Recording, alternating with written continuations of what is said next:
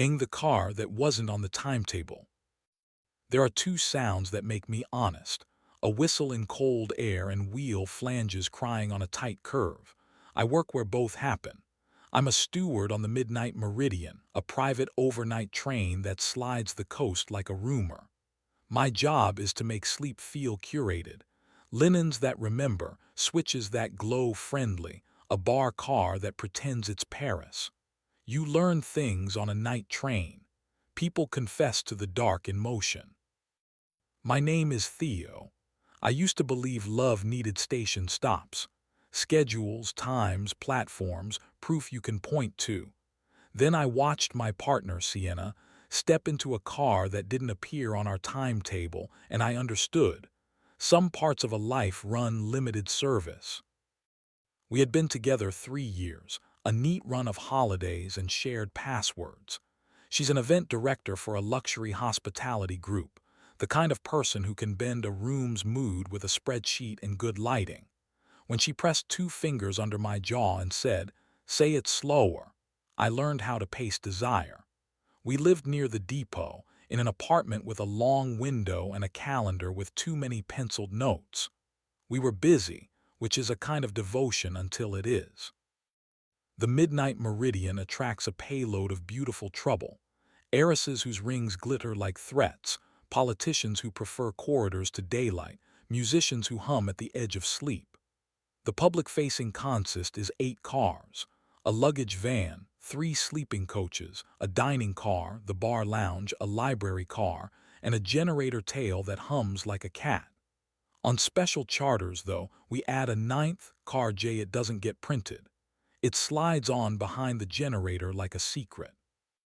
When I ask dispatch who paid for it, they answer with a number that starts with too many zeros. Sienna's agency began booking immersive dining on the Meridian last winter.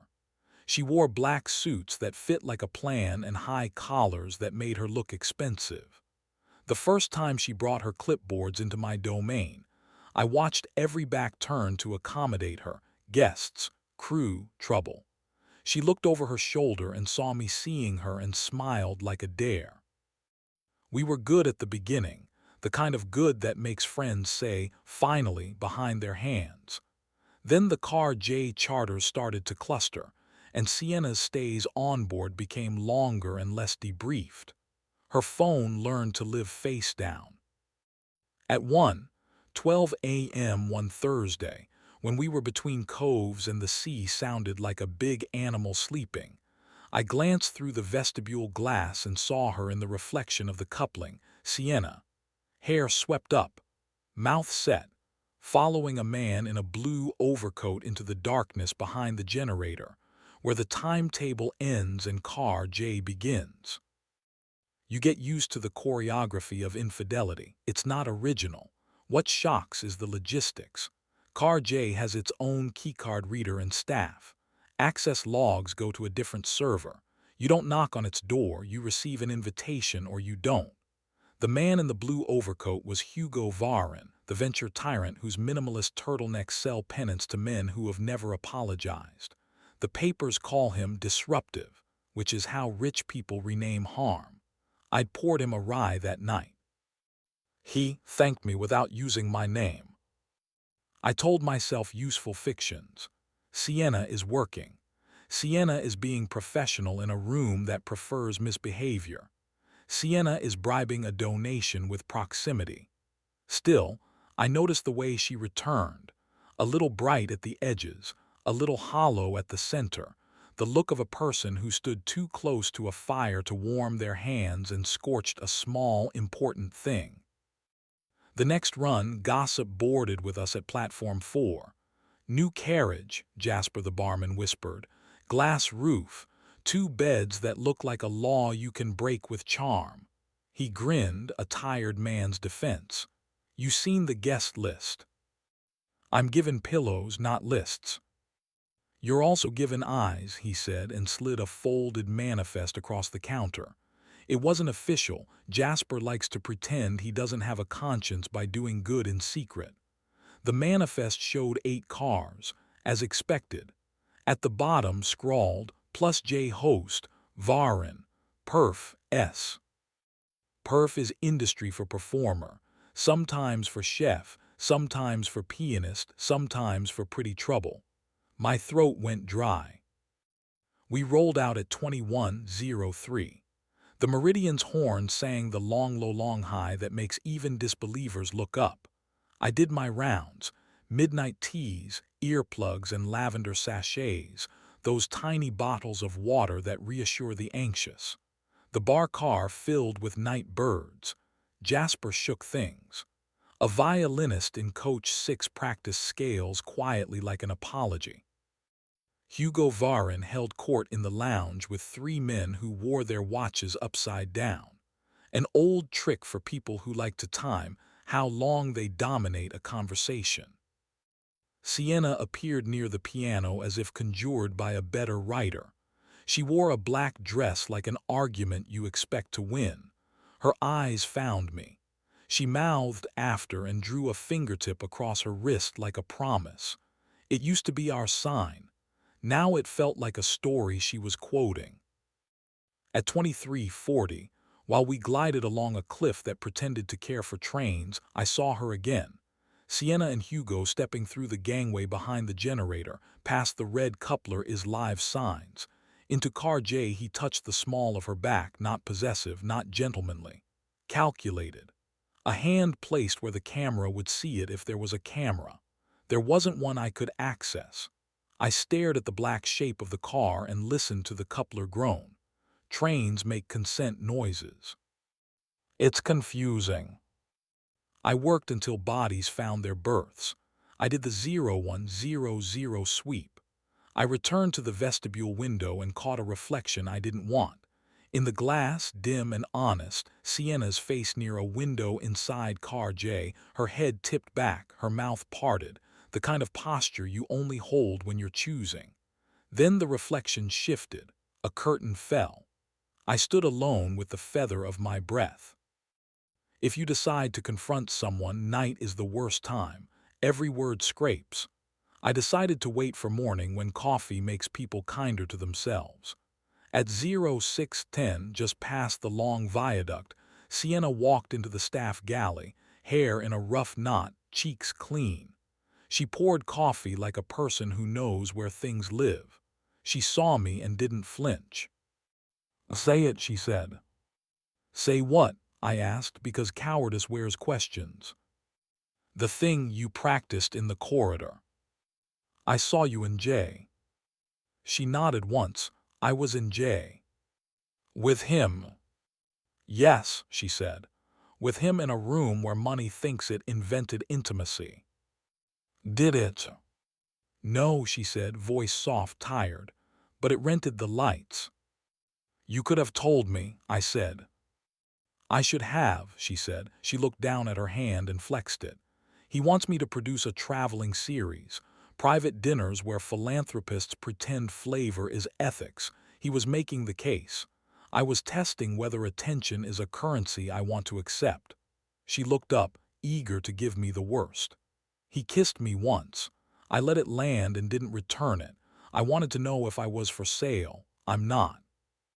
"Is this the part where I say thank you?" I asked. "This is the part where you decide whether my honesty arrived on time," she said. "I'm sorry I made you watch the late train." "Why him?" I asked. "You don't even like the way he stands." "He stands like winning is posture," she said. "I wanted to see what he wanted when I didn't perform. He wanted the same thing. The man is consistent." "You wanted to see you," I said, and the sentence sat between us like a clean plate. She nodded. "I wanted to see whether the version of me he sees is an upgrade or a costume. It's a good costume. It itches." We were quiet. The galley hummed. Outside, morning laid a white stripe on the sea. She came around the counter, gripped my shirt, and kissed me hard, like a person who doesn't request permission but assumes it's been granted.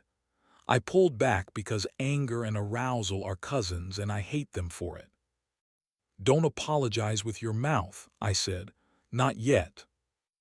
Come to 13, she said, eyes a little feral. You need to see what I was in. 13 is a legend, I said. Exactly, she said. It's not on the map. Car J, formerly numbered 13 internally, was cold perfect. A corridor with glass ribs, a salon with 2 couches low as luck, a dining nook set for 2 with long-stemmed glasses thin enough to break if you look at them wrong. The bedroom at the rear had a skylight that sliced the sky like cake. On the dressing table, a small black velvet tray held a watch, a keycard, a ring. The ring was not Sienna. It's his traveling altar, she said. He lays out what he believes in first. You left your beliefs where? In the corridor, she said wryly. I kept the good ones with me. I walked circles in the salon, touching nothing. On the wall hung a map with no stations marked, only line and curve and a red pin that moved as we moved. Under it, a drawer. My hands disobeyed me. I opened it. Inside lay a sheaf of non-disclosure agreements and 3 printed menus titled Curated Proximity, with Sienna's name in the footer like a watermark. The image beside the text, a woman and a man at a small table, her hand almost touching his, a photograph calibrated to suggest an erotic that stays plausible deniable. It wasn't a draft, it was a product. She read my face. I didn't sign, she said. He printed the ones for when you do. We heard footsteps and low voices in the vestibule. Sienna closed the drawer, smoothed the edge of the map, and the door opened. Hugo Varin had the courtesy to look merely curious, not triumphant. You found the good light, he said. Isn't it kind here? It's something, I said. Sienna didn't offer him a name for me. She stood between us like a conductor deciding whether to let brass interrupt strings. Hugo looked at her collarbone in a way calibrated to be missed. Then he looked at me the way men look at furniture. Can it hold weight? Theo, he said, you keep this train on time. I admire people who manage systems that prefer to fail. This one runs, I said. He smiled, a small economy of expression. Sienna, he said, ignoring me, the Naples cohort confirmed. Venice is a question of rooms. We'll need you at both. I won't be in Naples, she said. He tipped his head. Ah, he said, your steward has concerns. He gestured at the map. This is infrastructure. Don't confuse it with feeling. Don't confuse your appetite with an invitation, I said. Men like me don't need invitations, he said. It wasn't bragging, it sounded like weather. That's the problem, Sienna said. You think doors open because you arrived. I prefer handles that turn because I want them to. He watched her, truly watched, as if she had just completed a trick he usually reserves for himself. Then he nodded once. I'll have my people strike your name from the deck, he said, the word deck making me briefly rethink my career choice. You'll regret it when you're bored. I'll risk boredom, she said. He looked at me like a man who buys companies when they disappoint him and then takes a long lunch. Congratulations, he said. You want a person who tells the truth eventually. I'll take eventually over never, I said. He left without slamming a door. No villainy, just efficiency. Sienna breathed out like the train had slowed. We stood under the skylight. A cloud crossed, and for a second the room dimmed the way my chest did the night before. You could still say no to me, she said. You haven't asked me anything, I said. I'm asking now, she said. Choose me, not the me that proves I'm desired. The one that's terrible at small talk before coffee and amazing at remembering other people's birthdays, and who says later when she means not now but yes. I want you to like that woman more than you hate your fear. I do, I said, and the truth arrived with relief and a mean little pain. We'll have to keep not being saints, she said. We'll be punctual instead, I said. She laughed short bright. Dirty talk, she said. We kissed there, not slow. My hand found the back of her neck the way it always does, the way it will when we're 80 if the tracks hold. She pressed against me and made a sound that rewired the night before. I pressed her to the wall where the map hung and thought about how it matters where you pin your red dot. We stopped before we made a memory that would be worse or better for happening in someone else's theater. Sometimes restraint is the only proof you can afford. By the time we reached the terminal, the deck had changed. Press releases that made Naples look less inevitable, rumors about a chef who couldn't be secured. Car J uncoupled before the platform, no witness. I watched it roll into the dedicated siding, the secret yard where expensive mistakes sleep. Sienna came home with me instead of to her agency. We sat on the floor because chairs felt too official. We ate toast because we were equal to bread but not cooking. We drew a map of rules on a napkin, no rooms with non-disclosure clauses masquerading as dessert courses, no anonymous invites after midnight. If either of us almost falls, the other hears it before gravity does. We argued. We kissed. We argued better. I slept at last with my ear on her back like a stowaway. The Meridian still runs. I still love the bar car at 02:10 when the pianist is done pretending to be Chopin and starts being himself. Sometimes I see Hugo's name on a manifest and my stomach misbehaves and then behaves. Sienna still works the runs, but now she uses the library car as her office, where the lamps are honest and the books smell like better plots. Car J appears less often. When it does, its curtain stays drawn if I walk past the vestibule window. I like to think the room learned something. Rooms never do. People sometimes do. There's a rule among rail people. Always know your emergency brake, but don't touch it unless you're ready to answer for the whole train stopping. I held that lever all night and didn't pull. I'm not proud or ashamed. I'm grateful. The next morning, when Sienna kissed me in the galley with coffee on her breath and said, "On time," I believed her because everything in the car agreed. We take the Meridian on our nights off now once a month as passengers. We book a small compartment with a window that doesn't care how important you are. We undress between stations and make love with the rhythm under us, and sometimes she bites my shoulder at the exact moment a flange sings. It feels like precision.